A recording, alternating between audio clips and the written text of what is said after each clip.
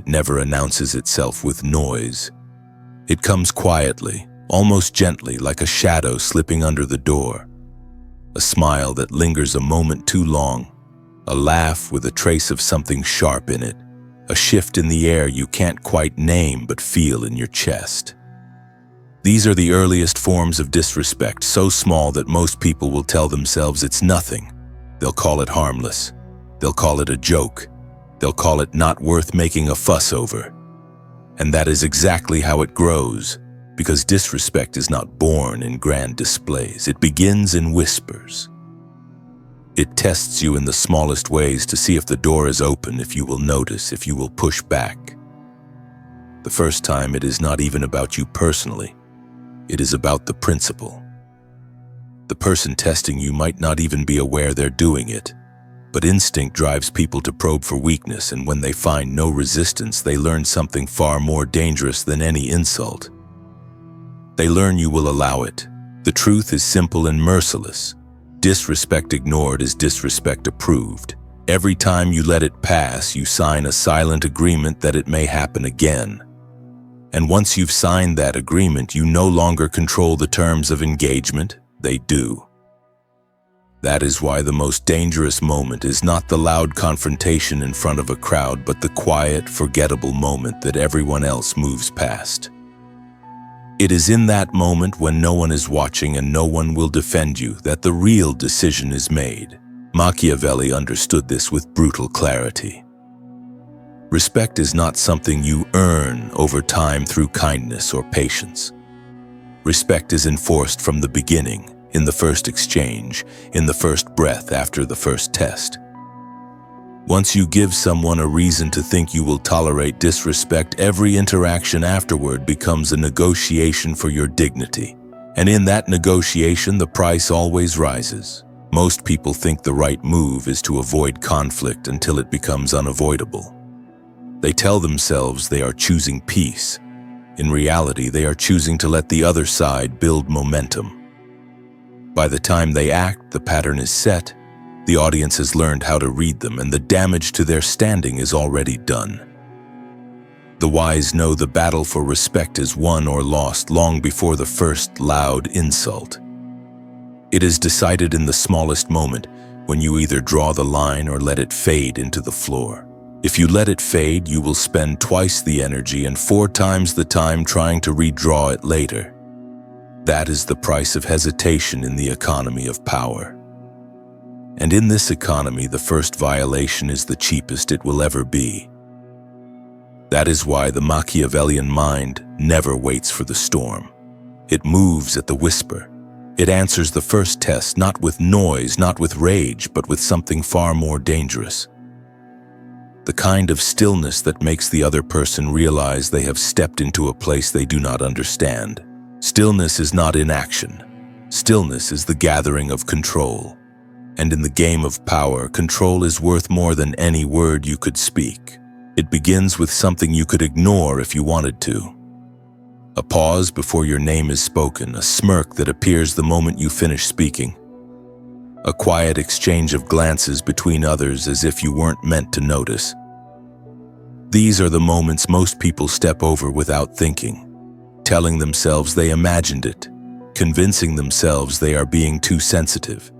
They avoid the discomfort of acknowledgement because acknowledgement forces choice, and choice forces conflict. But in reality, the conflict has already begun. Disrespect rarely arrives in its final form. It grows in stages, in layers, in subtle increments that feel too small to fight over, but are in truth the foundation for everything that will follow. That first slight is not random.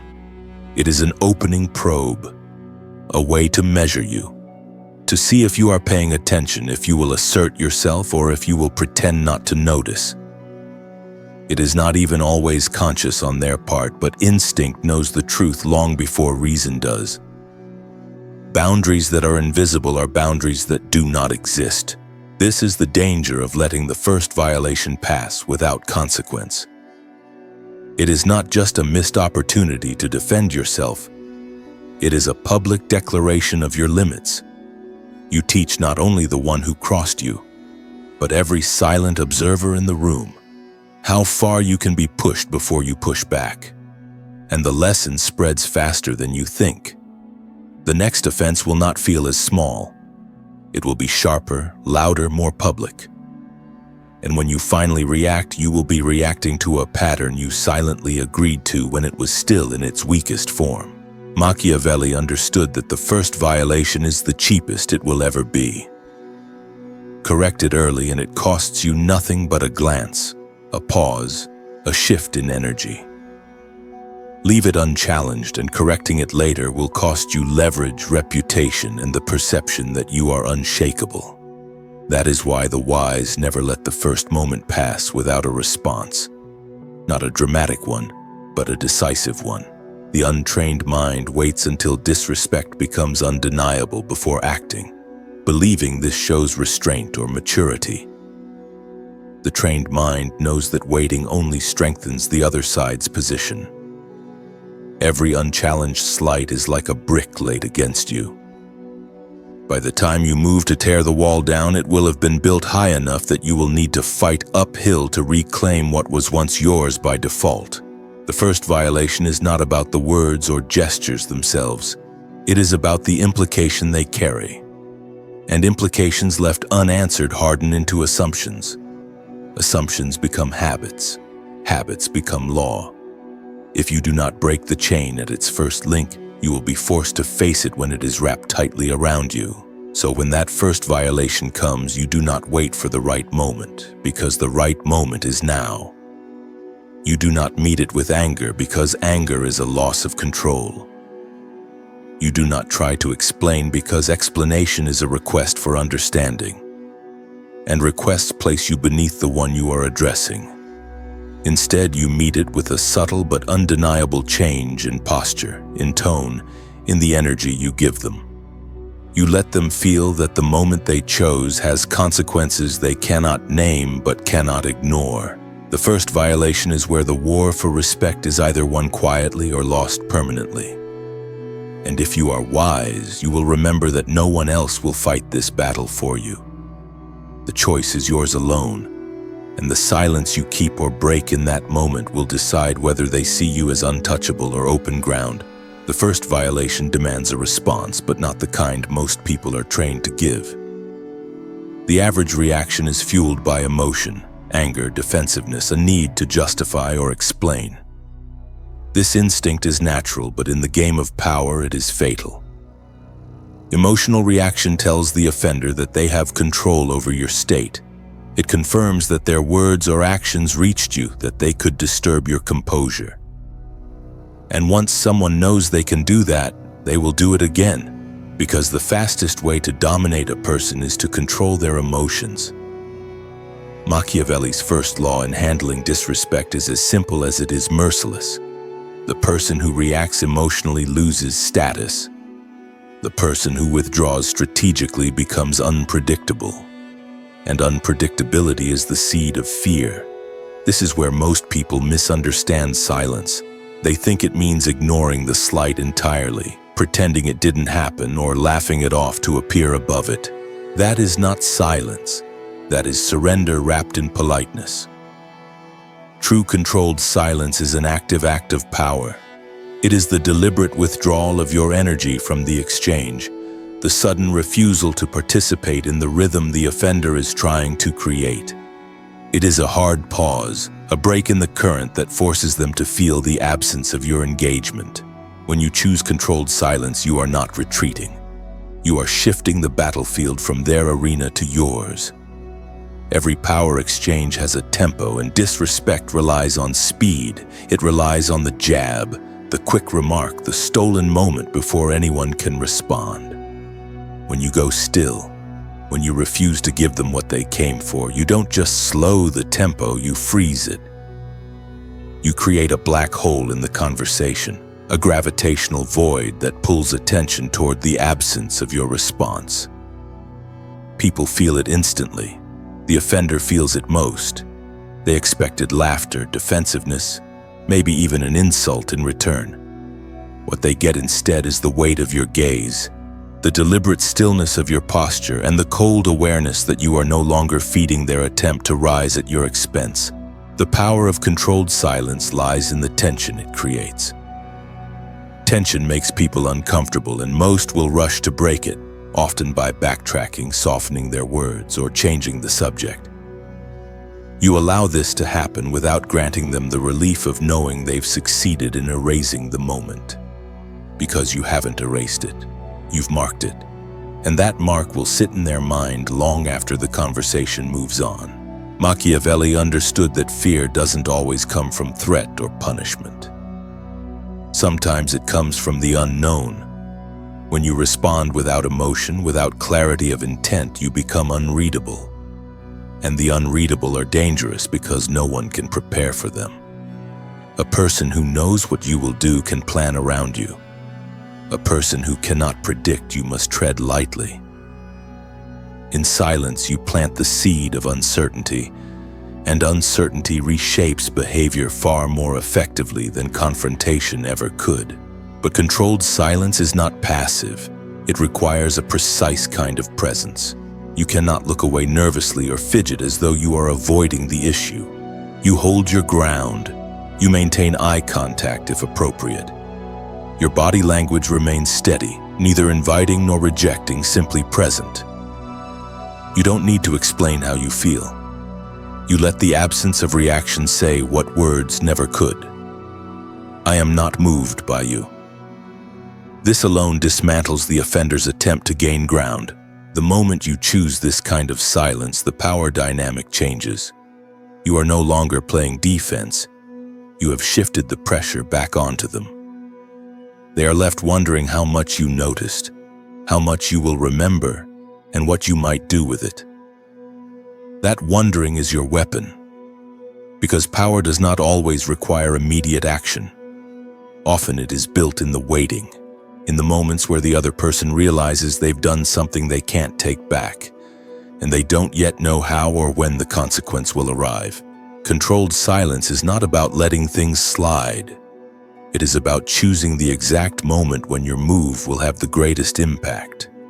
And the first step to reaching that moment is making them feel, in the space between their offense and your next words, that they may have just made a mistake they cannot undo. Silence shifts the terrain, but silence alone is not the end game. Controlled stillness buys you space. It creates a pause in which they begin to wonder, in which the balance of energy tips toward you. But once you have created that pause, the next move is to decide whether the moment should be closed quietly or cut open in a way that reveals them to themselves and to everyone watching. This is where surgical exposure begins. Most people who disrespect you expect one of two things. They expect you to react emotionally, or they expect you to brush it off entirely. Both serve them. An emotional reaction makes you look unsteady. Brushing it off makes you look weak. What they almost never expect is calm precision. The act of holding their words in the air and making them answer for them without giving them the emotional fuel they were searching for. You do this not by lecturing, not by defending yourself, and not by insulting them in return. You do it through questions delivered with a voice so steady it feels deliberate, with a gaze that does not waver. Questions like, "Did you mean to say it that way?" Or "Yun, are you sure you want to repeat that?" Or "That sounded personal. Do you want to clarify before I respond?" Each of these is a blade, not swung wildly but placed with precision. You are not arguing. You are inviting them to double down in full view of everyone present. You are making their aggression public without raising your voice. If they repeat themselves, they now own the offense openly. If they backtrack, they've already begun to concede ground. Either way, you have forced them into a position they did not plan for, a position where they must either confirm their intent or retreat. Surgical exposure works because it collapses the shield most disrespect hides behind. The shield of informality, of just joking, of plausible deniability. When you put their words under the light in real time, you strip that shield away. They are forced to either stand by the violation or admit they were wrong without you ever saying they were wrong. And in the economy of power, forcing your opponent to correct themselves without you having to prove anything is one of the highest forms of dominance. This method also sends a message to the room. It tells everyone watching that you are not baited into emotion, that you do not tolerate veiled shots, and that you will expose subtle disrespect with the same clarity as obvious disrespect. People remember this far longer than a loud argument. They remember the discomfort in the air when you ask the question. They remember the hesitation, the stumble, the change in tone. And they remember that you created that shift without raising your volume or breaking your composure. The key is restraint. You do not fire this weapon every time someone crosses a line. You choose moments where exposure will shift the power dynamic not just with the offender but with the entire audience. You do it when you want the message to echo. Because surgical exposure is not about winning a single exchange. It is about altering the way others calculate their approach to you from that moment on. Once you've used it, you don't chase the outcome. You don't try to smooth the air or explain your intent. You let the discomfort do the work for you. Because discomfort is the first sign that the balance has changed, and if you hold your position, it will settle in your favor without you lifting another finger. Exposure is the cut, but the wound is only useful if you prevent it from healing on the wrong terms. This is where most people fail. They believe that once the moment has passed, once the offender has retreated or the air has cooled, they can go back to normal. They try to smooth over the tension to signal that everything is fine, to show that they are the bigger person. They think this will earn them respect. It does not. It only tells the offender that the consequence was temporary, that the door is still cracked open and that with time they can walk right back through it. Machiavelli understood that the moment after a confrontation is the most dangerous moment of all. It is not enough to meet disrespect with silence or exposure. You must redefine the terms of the relationship immediately. If the interaction returns to its old rhythm, you have undone your own work. The old rhythm is what allowed the offense to happen in the first place. If you do not change the rhythm, you have not changed the power dynamic. You have simply paused it. The reset is subtle, but its effect is unmistakable. You adjust the way you speak to them. Shorter sentences, cleaner tones, no unnecessary warmth. You shift your body language, measured, still, present, but without the openness you once allowed. You do not offer small talk. You do not volunteer help. You do not lean in when they speak. You stop making space for them in your energy, not with hostility, but with precision. The change is quiet, but it is total. If the offense happened in public, the reset becomes a performance for the entire room. You are not acting for attention. You are acting for memory. You want every witness to notice that the air between you and the offender has changed. They should feel the cold edge in your presence, the absence of the easy familiarity that once existed. This is not to create drama. It is to educate. Because in the realm of power, people learn how to treat you not by what you say, but by what you allow to linger. A true frame reset doesn't require an announcement. You do not need to tell them that something has changed. You let them feel it. You let them wonder if they have lost something they cannot get back. And if they ask, if they try to close the gap, you do not explain. You simply maintain the new frame until it becomes the only version they know. This is how you turn a single act of disrespect into a permanent shift in the relationship. You are not punishing. You are restructuring. You are making it clear without ever declaring it that access to you is conditional, that every interaction is subject to your terms, and that those terms are not negotiable. In Machiavelli's world, public punishment was never just about the offender. It was about the audience. The reset serves the same function. You are not simply re-establishing your boundary with one person. You are showing everyone who might consider testing you that the cost is not a single tense moment, but a permanent change in how you engage. And once they see that you do not return to normal after a violation, the calculation shifts. Testing you stops being a game, it becomes a gamble. The reset is the quiet transformation of the battlefield. Before it, you were accessible, familiar, perhaps even easy to read. After it, you are an unknown quantity. And in power, the unknown is respected long before it is understood. Once the frame is reset, the offender begins to understand that something has shifted. But understanding alone is not enough. If the cost of their violation feels light, if it feels equal to the offense, they will eventually test the line again. This is why Machiavelli never built his strategies on fairness. Fairness is a moral luxury. In power, the goal is not to make the punishment fit the crime. It is to make the memory of the punishment so heavy that no one dares to create another. An equal consequence is forgettable. A disproportionate consequence is unforgettable.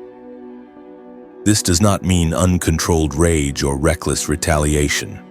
It means designing a response whose weight far exceeds the initial offense, not to inflict damage for its own sake, but to rewire the cost-benefit calculation in the mind of the offender and everyone watching. They must walk away from the moment not just regretting their words, but realizing that even a small attempt at disrespect will have a cost far beyond what they anticipated. The art lies in execution. If the disrespect was delivered in public, your response should land in public as well, but not through shouting, not through insults. Instead, you deny them something they value in front of others: your warmth, your engagement, your inclusion. They make a remark in a group conversation, you turn your attention elsewhere. They ask you a direct question, you answer with the fewest words possible and then move on without inviting follow-up.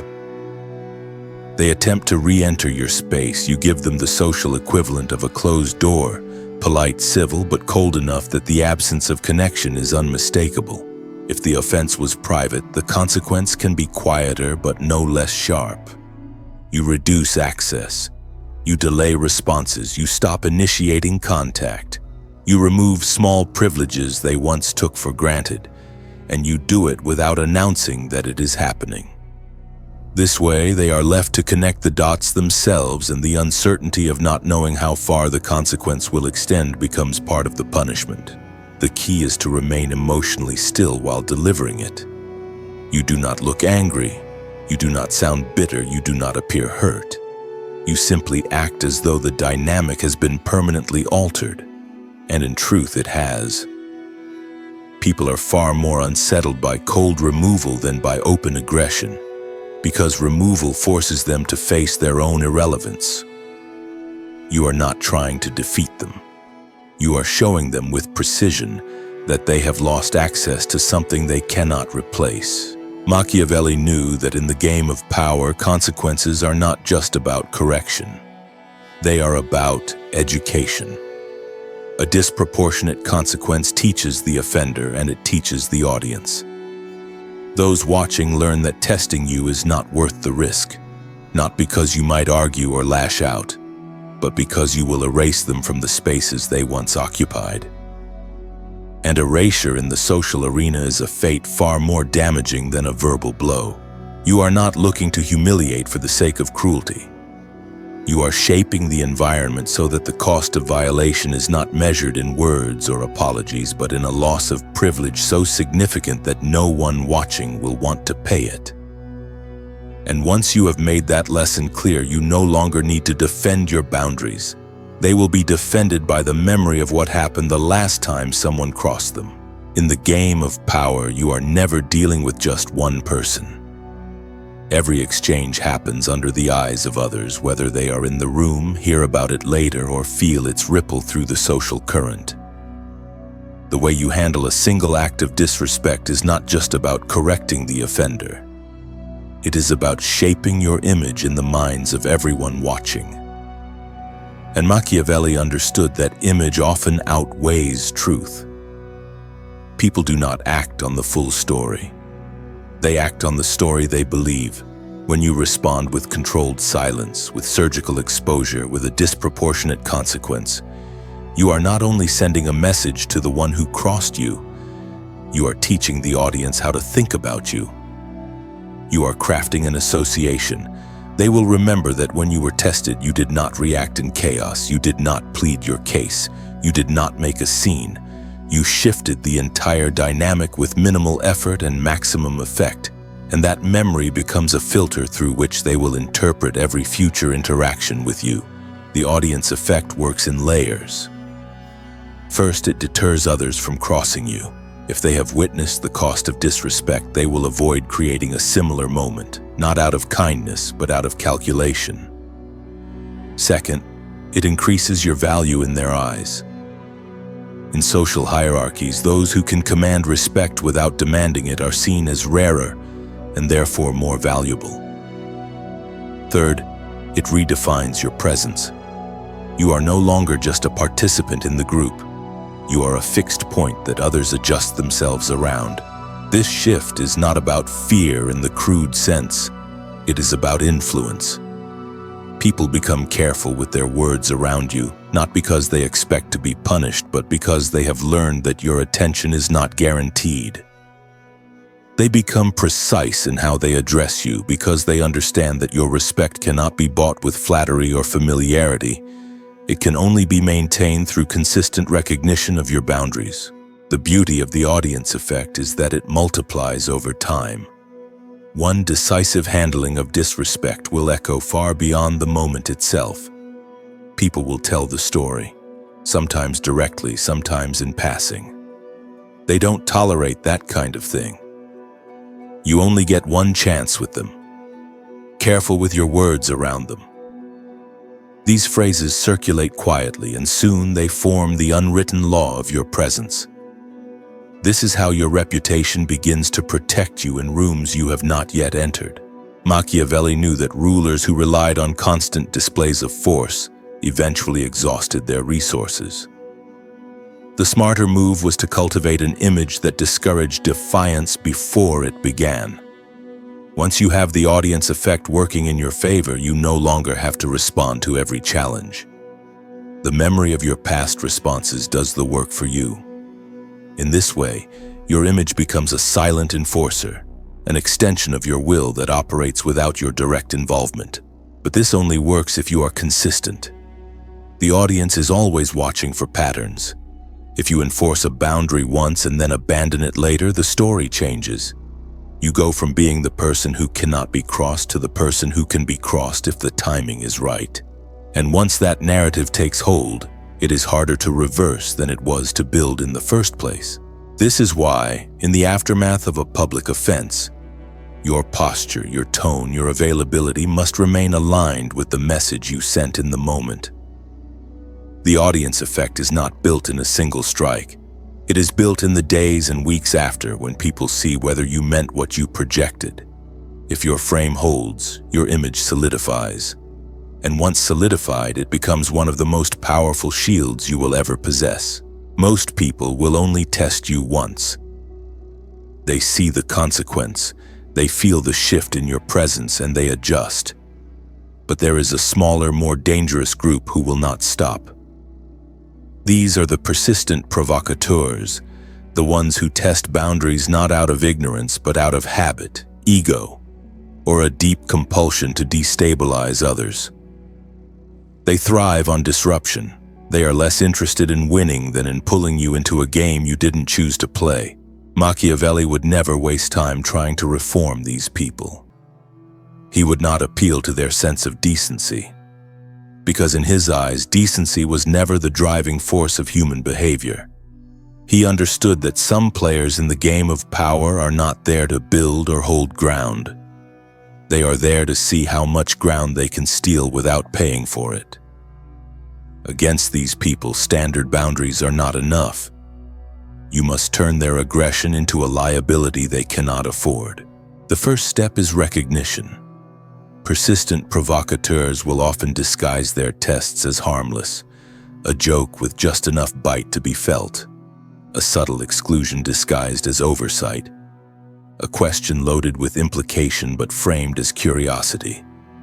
They are probing not just for your reaction but for your consistency.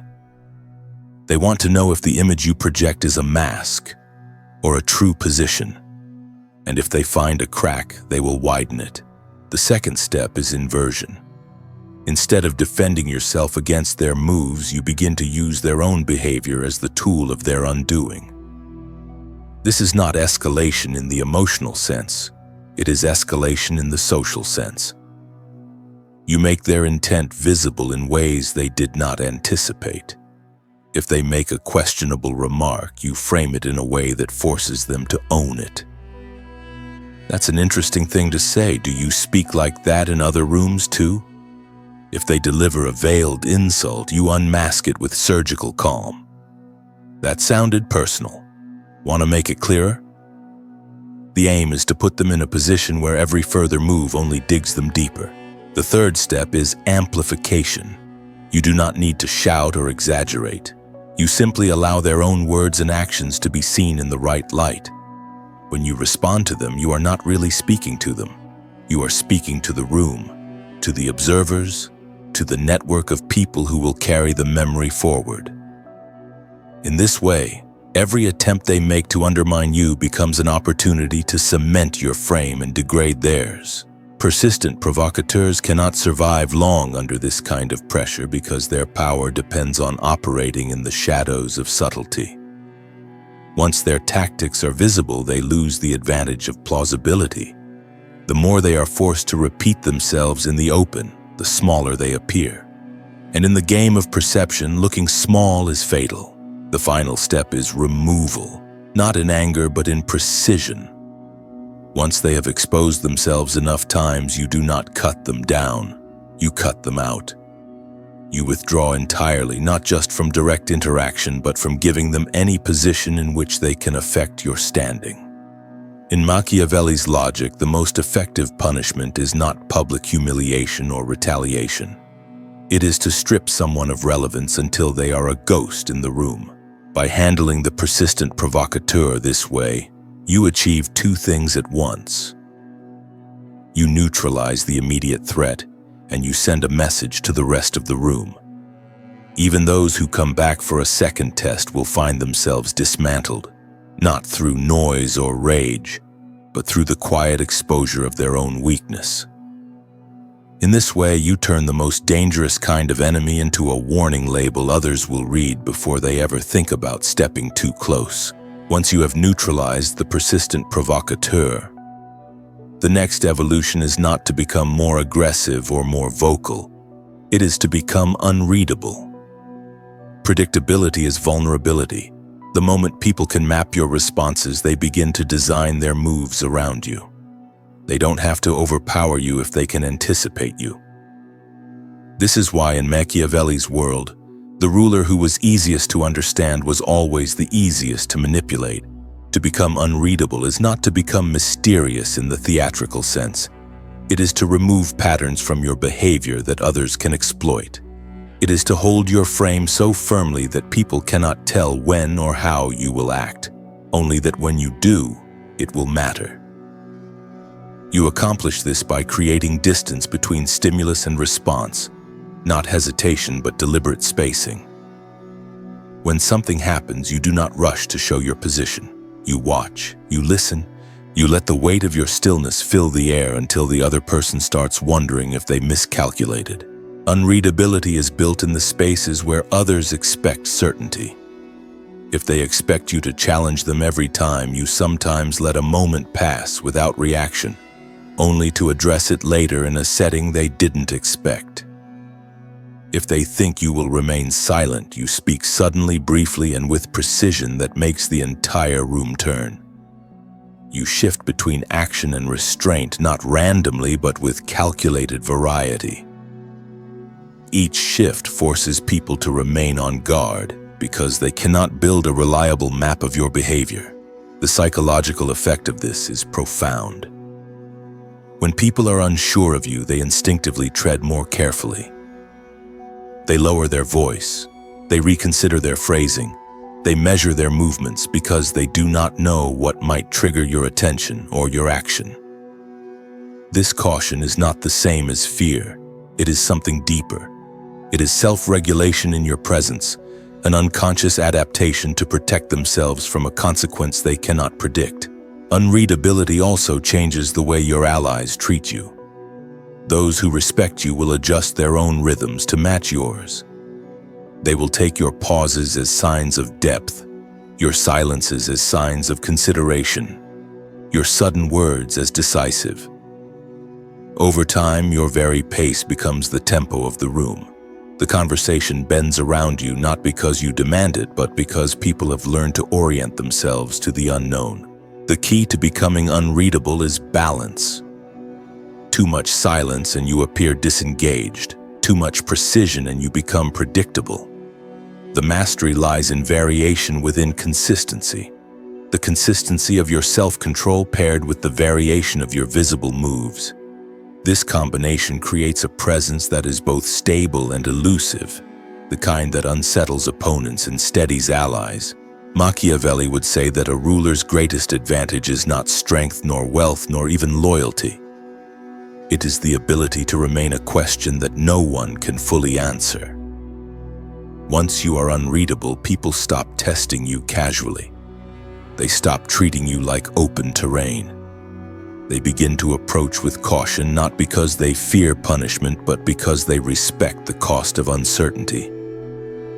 And in the game of power, uncertainty is not just a shield, it is a crown. Respect is not born from being liked. Liking is a currency of comfort, exchanged easily, often without thought, and it can be withdrawn just as quickly. Respect is something else entirely. It is not about whether people enjoy your company or share your values. It is about whether they adjust themselves in your presence without being asked. Machiavelli understood this distinction with ruthless clarity. Popularity is fragile, but presence, once established, becomes a force of gravity that pulls the room into alignment around you. Presence is felt before a word is spoken. It is the shift in posture when you enter, the slight lowering of voices, the pause before someone interrupts you, if they interrupt you at all. It is the way people remember your silence as much as your speech, because both carry weight. Presence is not built through constant performance or endless visibility. It is built through moments of precision, through the restraint to speak only when the impact will echo, and through the discipline to withhold your attention when it has not been earned. Those who chase popularity bend themselves to fit the expectations of others, softening their edges, diluting their principles in the hope of being accepted. This is the opposite of presence. True presence demands that you remain exactly who you are, without apology, regardless of whether it wins favor. You are not in the room to please the room. You are there to anchor it. And that anchoring comes from a single, unshakable truth. You are not available to everyone in the same way. The paradox is that when you stop chasing popularity, your influence often grows.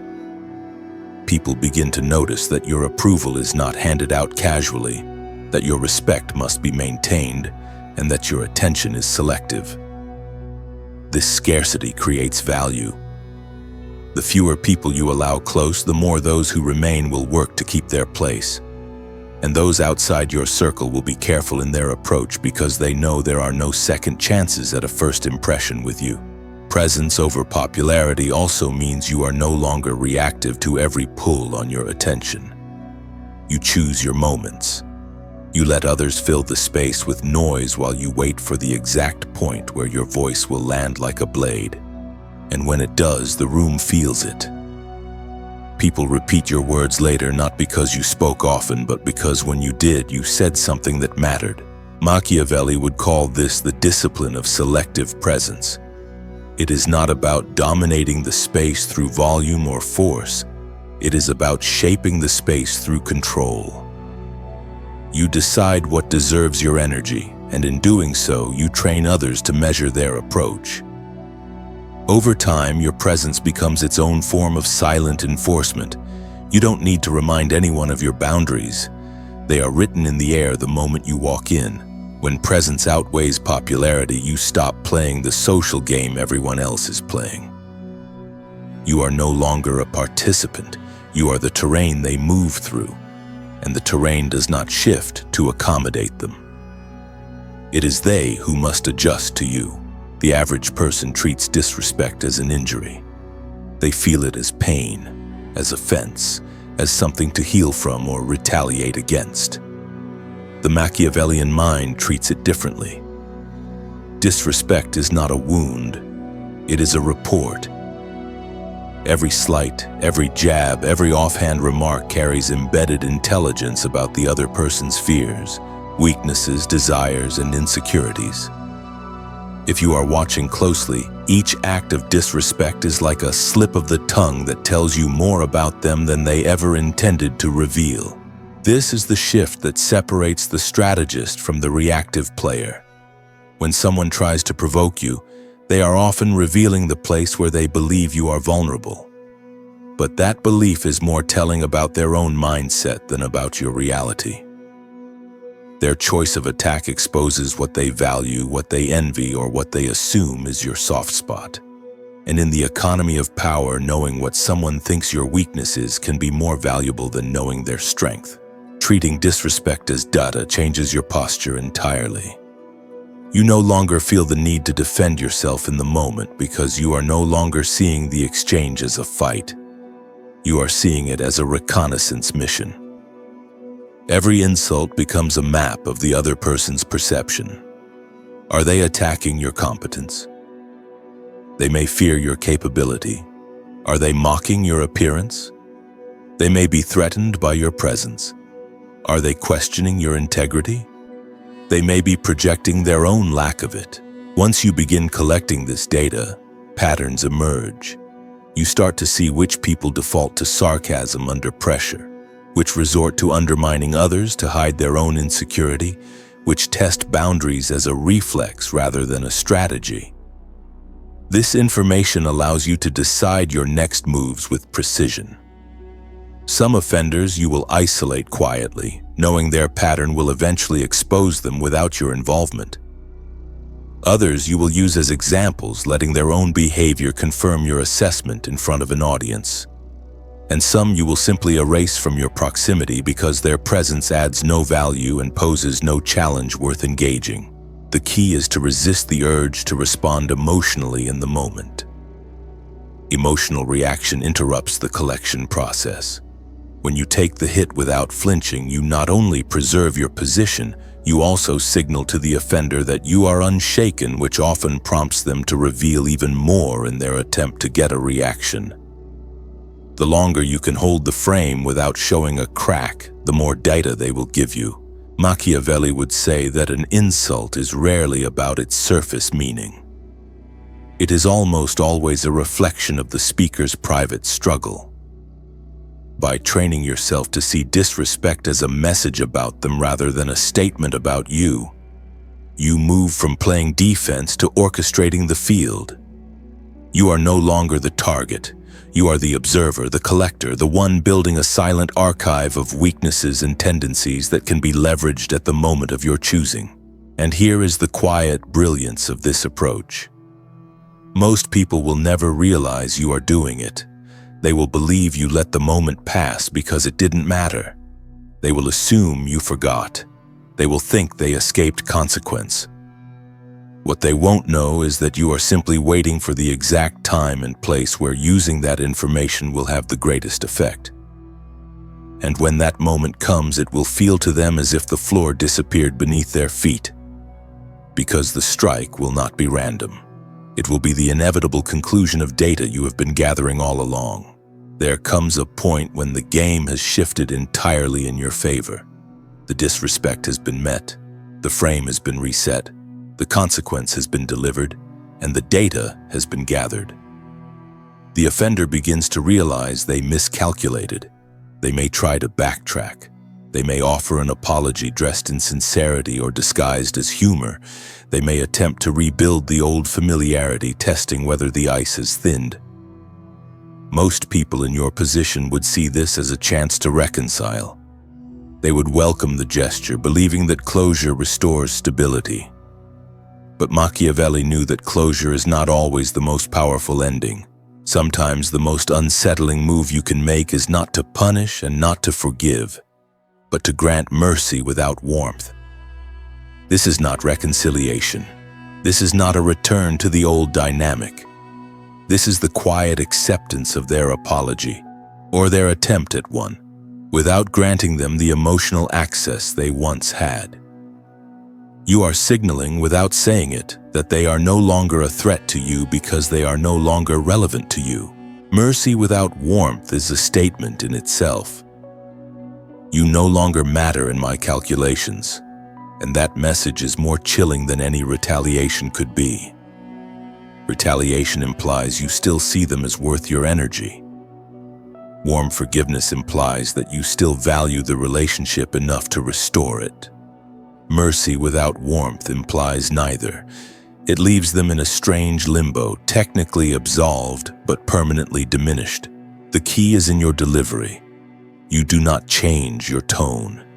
You do not let your expression betray anger or satisfaction. You respond with composure, as if their attempt to mend the situation is simply noted and then filed away with no further action required. You do not grant them the satisfaction of knowing they've closed the gap, nor the drama of a definitive rejection. You leave them to live in the space in between, accepted but never embraced, tolerated but never truly welcomed back in. This approach has a secondary effect.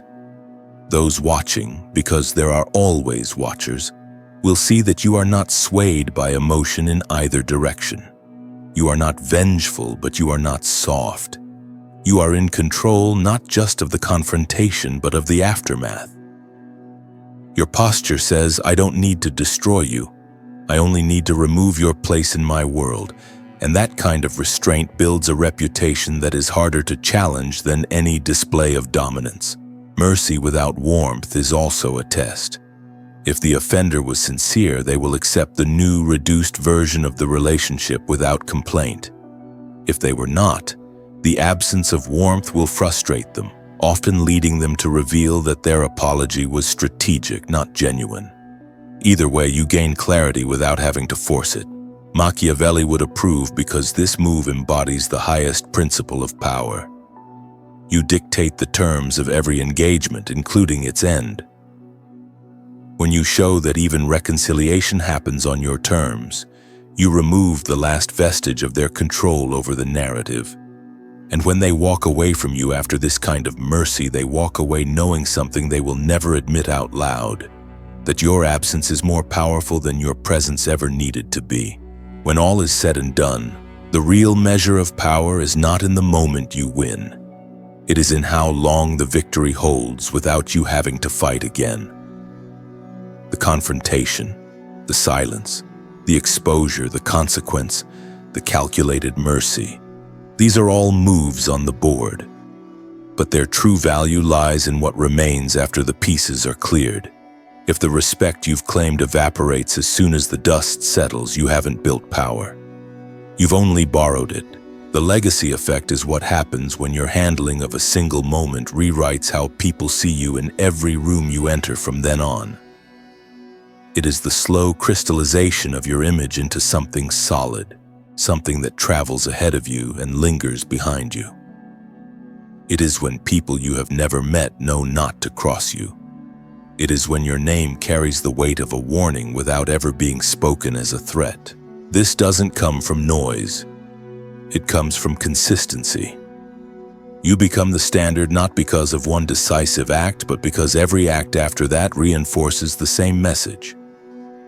I am not available for disrespect in any form from anyone under any circumstance. You no longer need to prove it. Your history proves it for you. The audience effect from earlier in your journey compounds here. Stories of how you handled situations circulate, altered in detail but preserved in essence.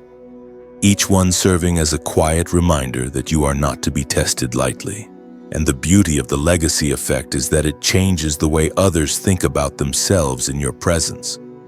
They do not just avoid disrespecting you, they elevate their own behavior when they are near you, because they know you will not engage with anything beneath your standard. Your reputation becomes a silent filter, keeping out those who cannot meet the level you have set. Machiavelli knew that the ultimate goal of any ruler was not to fight for control every day. It was to build a state where the very idea of defiance carried its own deterrent. In modern terms, this means reaching a place where your boundaries are enforced not by your reaction, but by the collective understanding of who you are. Once you reach this point, you are no longer negotiating respect. You are defining it. But the legacy effect has one final requirement: subtraction. You must remove the need for constant defense by removing reactivity altogether. You speak when you choose, engage when it matters, and leave spaces without explanation when they no longer serve you. Your absence becomes as deliberate as your presence, and both carry equal weight. People learn that your attention is earned, not assumed, and that losing it is not something that can be undone with a single gesture. When you master this, you stop playing the short game of victories and start shaping the long game of perception. Years later, people will still measure their words with you. They will still tell stories of how you handled that one moment. They will still think twice before stepping too close to the line, not out of fear, but out of a deep, instinctive understanding that some doors, once closed, never open again. That is the true Machiavellian legacy. Not the loudest voice in the room, not the most feared, but the one whose standards have become law in the minds of others. The one who no longer needs to defend their place because the place itself has become untouchable. The one whose presence moves the room, and whose absence is felt just as strongly. That is when you have won, not when people admire you and not even when they respect you, but when they recalibrate themselves entirely to exist in your orbit. That is when the game ends, because by then the game belongs to you.